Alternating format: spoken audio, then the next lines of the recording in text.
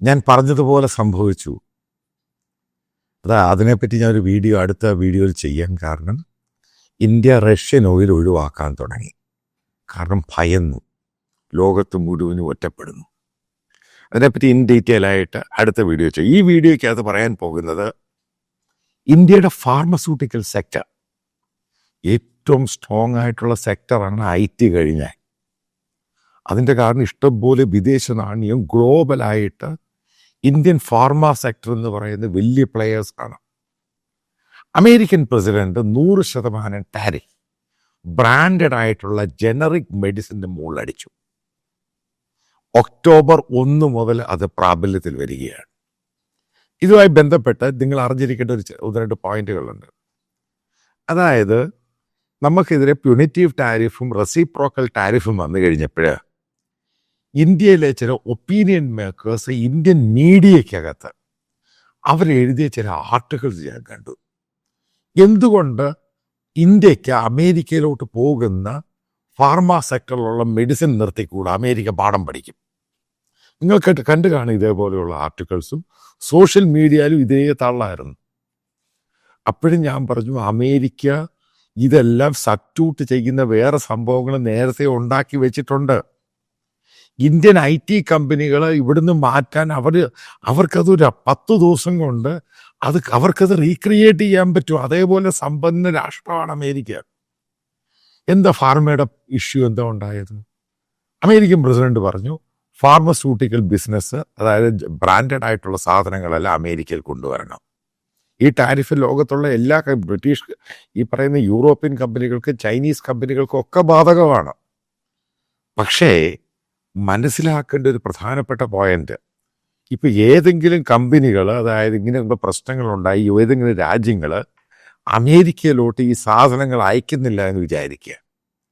America already പോർട്ടറിക്കയിൽ അവിടെ പല ബിസിനസ്സുകാരെയും ചേർത്ത് അവിടെ ഈ കമ്പനികളൊക്കെ ഉണ്ടാക്കി വെച്ചിട്ടുണ്ട്. കാര്യം എന്താ? കാരണം ഏതെങ്കിലും രാജ്യത്ത് ഏതെങ്കിലും പ്രശ്നമോ പൊളിറ്റിക്കൽ അൺസർട്ടനിറ്റി ഉണ്ടാക്കുമ്പോൾ അവർക്ക് സാധനങ്ങൾ കിട്ടണം. ഇത് ഞാൻ അന്ന് പലരോടും പറഞ്ഞു, അമേരിക്ക ഇതിനൊക്കെ വഴി കണ്ടുപിടിക്കുന്ന രാജ്യമാണ്. അവർ വളരെ ഫോർസിയാണ്, വളരെ വളരെ മുൻപ് വളരെ വിഷനായിട്ടാണ് അവർ ഇതൊന്നും ചെയ്യുന്നത്. അപ്പം ഇതേപോലെ ഈ ടാരിഫ് വന്നു കഴിയുമ്പോൾ എന്തോ ഉണ്ടായത്, ഇന്ത്യയുടെ ഏറ്റവും വലിയ കമ്പനികൾ സൺ ഫാർമ, ഇത് ഗ്ലോബൽ കമ്പനികളാണ്.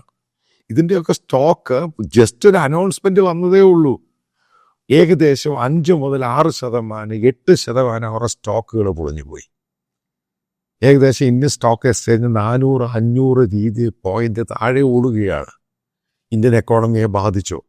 ഇനി എത്ര ഇന്ത്യയിൽ തൊഴിൽ വരാൻ പോകുന്ന 2 മാസത്തിനുള്ളിൽ 4 മുതൽ 5 ലക്ഷം പേരുടെ ജോലി അങ്ങ് പോവുക.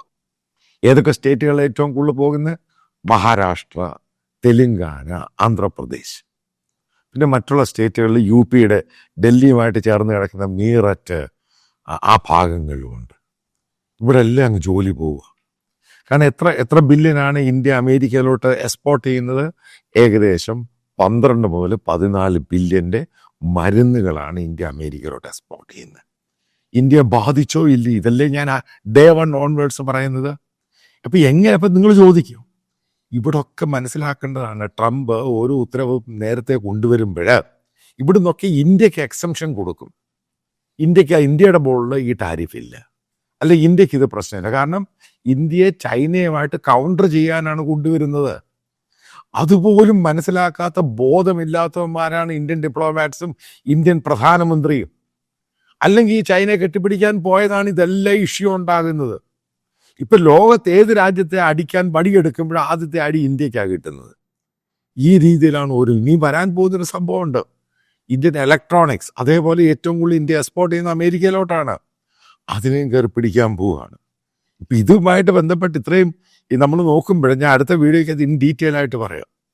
അമേരിക്കൻ ടെക് കമ്പനികൾ, അതായത് മൈക്രോസോഫ്റ്റ്, ഈ സംഭവങ്ങളെല്ലാം അവർക്കറിയാം ഇതെല്ലാം ഒരു ഷിഫ്റ്റ് ചെയ്യേണ്ടി വരും, ഇന്ത്യയിൽ നിന്ന് മാറ്റേണ്ടി വരും. അതാണ് ഞാൻ പല ആവർത്തി പറഞ്ഞത്, എത്രയും വേഗം ഇന്ത്യൻ പ്രധാനമന്ത്രി ഇതൊരു ഈ ഇഷ്യൂസ് അങ്ങ് മാറ്റിയെടുക്കണം.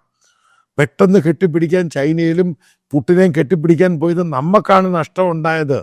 ഈ രാജ്യങ്ങൾക്കൊന്നും നഷ്ടം ഉണ്ടായില്ല. ചൈനയ്ക്ക് എന്ത് നഷ്ടം? ഒരു നഷ്ടം ഉണ്ടായില്ല. അവരത് അമേരിക്കയുമായിട്ട് മറ്റുള്ള രാജ്യങ്ങളായിട്ട് പറഞ്ഞങ്ങ് സെറ്റിൽ ചെയ്യും.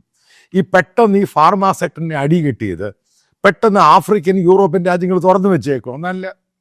അപ്പോൾ ഇത്രയും മെഡിസിൻ എന്താ സ്വന്തമായിട്ട് തിന്നു? ഓൾറെഡി ഇന്ത്യയിൽ കൺസംഷൻ ഉണ്ട്. ഇനി അത് എവിടെ കൊണ്ടുപോയി ഈ മെഡിസിൻ?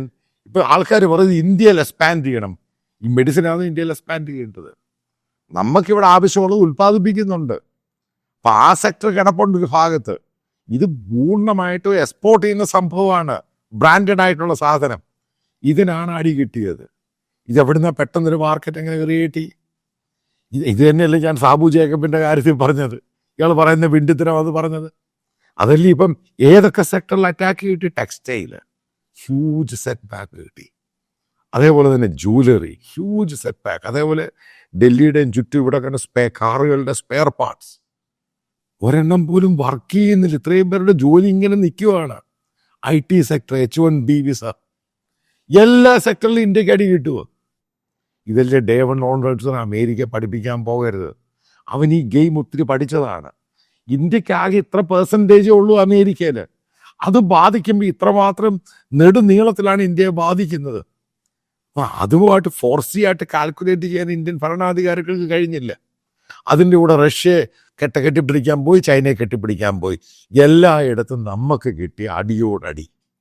ഇതെങ്ങനെയാണ് നമുക്ക് തലയോർത്തി നിൽക്കാൻ പറ്റുന്നത്? ഇന്ത്യ ജോലി ഇല്ലാതാകുകയാണ്, അരക്ഷിതാവസ്ഥ ഉണ്ടാകാൻ പോവുകയാണ്. ഇതെല്ലാം കൂടെ കാൽക്കുലേറ്റ് ചെയ്യുമ്പോൾ, അതായത് ഫാർമാ സെക്ടർ ഇന്ന് കിട്ടിയ അടി ഒരു ഭൂലോക അടിയായി H1B കാരണം അത് അമേരിക്കയിലുള്ള ജോലി ഇങ്ങോട്ട് തിരിച്ചു വരുന്നു. H1B വിസക്കാരെ ചില ആൾക്കാരനോട് ചോദിച്ചു, അവരൊക്കെ അവിടെ പഠിക്കാൻ പോയിട്ട് അവിടെ ജോലി കിട്ടിയവരാണ്. അപ്പോൾ ഈ വർഷം തന്നെ ഏകദേശം 1.5 ലക്ഷത്തിലധികം പേര് H1B വിസക്കാരുടെ റിന്യൂവൽ കാരണം ഭയങ്കര സ്ട്രിഞ്ചന്റ് ലോ ആക്കി. അവരവിടെ ചെന്നിട്ട് വീട് മേടിച്ചു. അത് അവരുടെ ഭാര്യയെ കൊണ്ടുപോയി, 2 കുട്ടികൾ പഠിക്കുന്നു.